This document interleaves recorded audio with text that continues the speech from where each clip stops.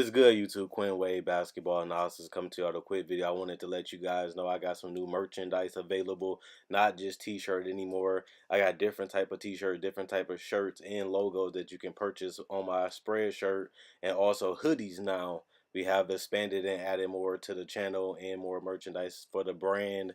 Thanks for supporting. It will be in the description and the links will be in the comment section below. Thanks for helping me and supporting the movement. Quinn Wade Basketball Analysis. I'm going to check out the video. What's good, YouTube? Quinn Wade Basketball Analysis coming to you with another video for this week. Today we're going to talk about a small pickup that the Toronto Raptors continue to make. Like I said, when they made the trade for Marc Gasol and signed Jeremy Lin, I told you they're going all the way in. They're trying to amass so much talent so that way they can increase their chance of punching their way to the NBA Finals. I think Uzziah doesn't even care about the Eastern Conference Finals. He just focused on getting to the NBA Finals. And if he has that type of mindset, he has done a fantastic job of building this roster. And they have a huge chance of actually winning it all when it's all said and done coming out the East. Now, will they win the whole championship? We don't know. Injuries can happen. Anything can happen. People can go cold. People can flop. It can be about matchups. But this team is one of the most loaded teams in the whole entire NBA. And adding Jodie Meeks doesn't help that. It increases that. And they're selfish right now. The rich get richer. Every time I look around, one of these teams is getting richer. And Toronto is already 43-16. They're one game away from being the #1 team in the entire NBA, let alone the Eastern Conference. And, you know, when you look at this roster, you see OG, you see Danny Green, you see Big Kawhi Leonard, you see Kyle Lowry, you see Patrick McCaw, you see Norman Powell and Van Fleet. They have a lot of perimeter offense and outside shooting. And that's what they need to keep the defense honest. They need people that can knock down shots when Kawhi Leonard isolate once he's on the top of the key, whether he's in the post or in the top of the key making plays, allowing the whole defense to see. I mean, they see where he's at, but he sees where they're at because he's at the top of the key.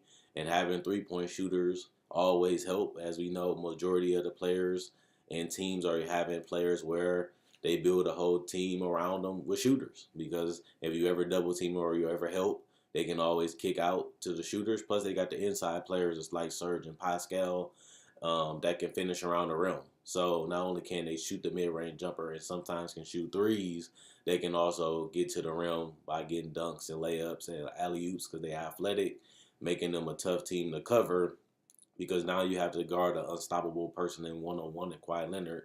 But not only that, you got spot-up shooters like OG and Danny Green and now Jodie Meeks that can knock down the threes at a good enough clip. Now, Jodie ain't a person that's trash.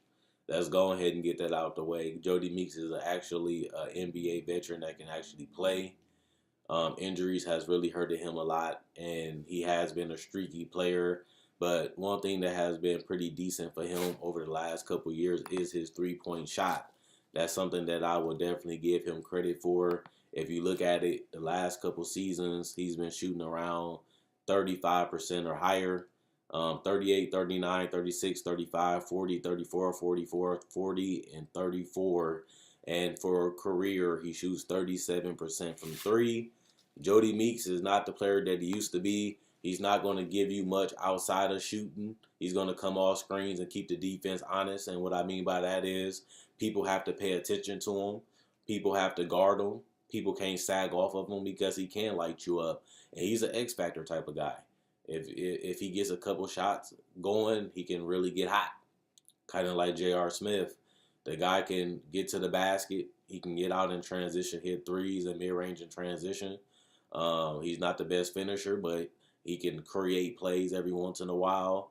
And that's what you want. Somebody that can do what he brings to the table. It's a lot of shooters on the market, and the Raptors pick up another one. And worst case scenario, you pick him up for a 10-day. If you like them, you keep them. If not, you can always let them go by waiving them. And if you want to keep them, you're not going to pay them that much money anyway. to stay on the roster because he's going to be on a $1 to $2 million contract, and you're playing a $1 to $2 million contract for a guy that can give you volume 3-point shooting, which you don't really need. But if anybody goes down or anybody gets injured, you have another guy that can go in there and fill that void and do it efficiently. Because, like I said, he shoots 37% from three for a career. So it's not like you're hoping he plays well. He's gonna do what he does well in that shoot.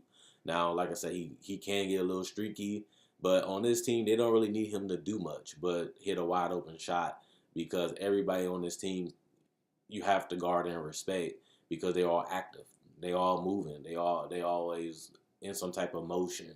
And Jodie Meeks is going to be one of them guys where you're going to forget about him. And next thing you know, he's going to have 10 or 12 points, and he's going to hit some big threes, and he's going to hit some mid-range shots every once in a while. And that's all you need him to do. Come in, give you 10 to 15, 20 minutes sometimes, depending on injuries, depending on how he play. And he can give you quality minutes at that position. Even if he's going to be your sixth or seventh or even eighth man on this roster. This roster is so deep he might not even get any playing time. But you're fine with that because you know he has that next man up mentality. You might not need me. Same thing I said about Jeremy Lin. Do they really need Jeremy Lin? Majority of the minutes going to go to Kyle Lowry. And if it's not going to Kyle Lowry, who's going to go to? Fred VanVleet. So, okay, we don't really need Jeremy Lin. But the fact that we have a talent of his caliber makes it even better because it makes us have the depth. And that's something that we always question about Toronto. They had the depth, but they didn't show up in the playoffs. Now you have a bunch of people that have had some type of experience, and Marc Gasol and Kawhi Leonard going deep in the playoffs. Even Kyle Lowry went to the Eastern Conference Finals before. Then you have the veterans, and then you have the young talent and the athleticism and the explosiveness. So this roster has continued to be one of the best built rosters, one of the more well-balanced rosters. Outside that they don't have another superstar. Outside of Kawhi Leonard, he's the only superstar. But you plug in the right pieces, and adding Jeremy Lin and adding a guy like Jodie Meeks give you more depth to those positions, even if you don't need it. Fred VanVleet, for example, just got injured, and now you have a backup point guard that can bring in those quality minutes. And I see the same thing with Jodie Meeks. If you don't keep him, replace him with somebody else. He's only on a 10-day. And if he does play well or he does exactly what you need him to do, you're not paying him that much money anyway, and he's only on a 1-year contract, which is actually not even a 1-year contract. It's only a 2-month contract because the season is almost over.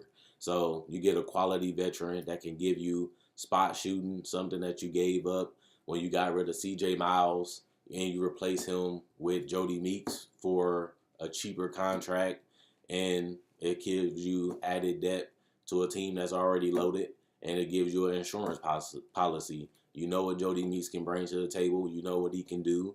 And you're getting a guy of his caliber for basically nothing.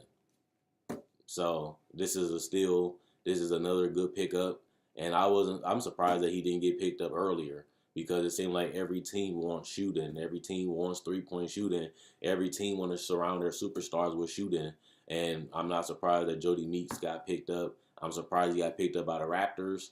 But when you really think about it, they had the roster space. They add in as much talent as they can. The richest continue to get richer, and this helps them probably in the playoffs. Jodie Meeks can hit you 1, 2, 3 threes in that 10 to 15 minutes, and that might help you keep a 2, 3, 4-point lead, and that's good in the playoffs. Any type of way you can gain advantage, any type of way you can gain NBA veteranship, and the guy that can come in and contribute the way he can, why wouldn't you not add that to your roster? Especially when it don't cost you really anything to do it. So I like this pickup. Even if he don't stay the rest of the season, I can definitely see him getting another 10-day.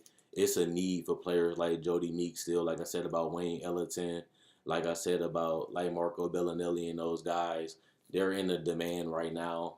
Guys that can knock down shots from the perimeter and come off screens, or even sometimes make plays off the dribble every blue moon. That's the high demand right now. It used to be the 3-and-D guy, but guys just want people that can continue to move and knock down threes when they're open, or even just knock down a corner three from time to time.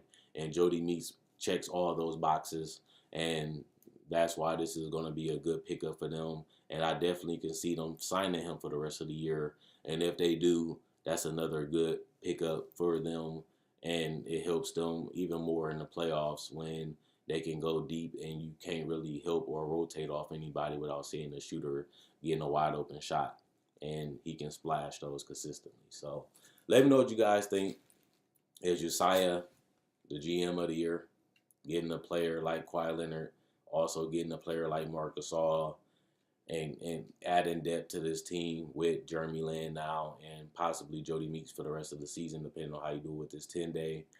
And on top of that, you got to think about it. They have a legitimate chance of going to the NBA Finals. And on top of that, people actually want to come to Toronto. People actually want to play for Toronto. And they showing that they care about winning. This is the perfect way to win over Kawhi Leonard. We're willing to do anything to keep him happy. We're willing to do anything to keep him to stay. And we're willing to, show him that we're all about winning championships. And I think Josiah has done that this entire season since he has got him. You trade for Marc Gasol, you pick up these type of players. You're number one in your conference. I mean, in your division, and you're number one almost from being in the NBA, best team in the NBA. So that's highly impressive. That's something that Toronto didn't even do in their whole franchise to be the number one team in the NBA. And now they have a legitimate chance under the Milwaukee Bucks to do it, one game away from having home court advantage through the entire playoffs. And on top of that, Kawhi Leonard is supposed to be off his back-to-back restriction, which can help them win even more games down the road, which is better for them because if they can get home court advantage throughout the whole playoffs, I don't see why you wouldn't want that. Plus, you have a superstar on the caliber of Giannis. Plus, you have just as good of depth and just as good of the role players to go around them. Plus, you have another all-star, too, in Kyle Lowry that can give you three-point shooting in space. So I don't see why people wouldn't see this team as a contender. Only thing they have to prove right now is to see if they can do it in the playoffs. And right now, it looks like they have a different mentality. It looks like they have a different attitude.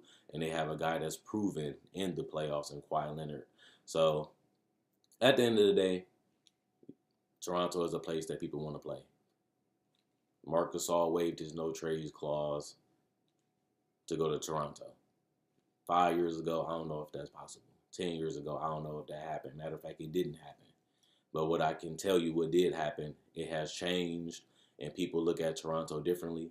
People looked at them as a serious contender. And I think Kawhi Leonard is going to have a tough decision in free agency. Even though he did buy a home in San Diego, that's home.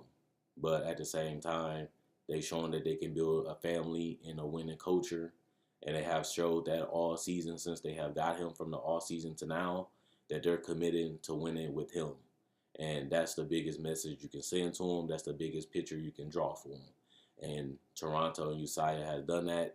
And hopefully he really considers and taking consideration that this team is different and they believe in him. They want him and they want to prove that he can lead them to the championship. And he has showed that all season. This whole team has been resilient. This whole team has been fantastic. And, having the number one seed in the NBA can be very vital. Especially in the Eastern Conference Finals, having home court advantage against a team like Boston, against a team like Philly or Milwaukee. That could be a deciding factor, having a Game 7 at home. And they have the opportunity to do that. I'm not saying they're going to do it, but they're just as good as anybody in the NBA because of their depth and their versatility and their size and their length and their perimeter defense and their interior defense. This is a tough team to beat. This is one of the best teams in the NBA. And I have to give credit to the Raptors. They're changing the way people think about Toronto, and they're changing the way they have done business the last 10 years, maybe even 20 if you really want to be real about it. Check out my website, analysisplayground.com. Link in the description, comment section below. Check out my Facebook page, analysisplayground.com. Link in the description and comment section below. Thanks for watching. I enjoy making these videos. You guys enjoy watching. Check out my playlists on my channel. There you can find trades, buyouts, NBA breakdowns, NBA tributes, summer league, draft discussions and mock drafts. I cover everything, all NBA, as much as I can. I enjoy making these videos. You guys enjoy watching as I continue to go. And let me know what you guys think about the Raptors picking up Jodie Meeks for basically pennies on the dollar.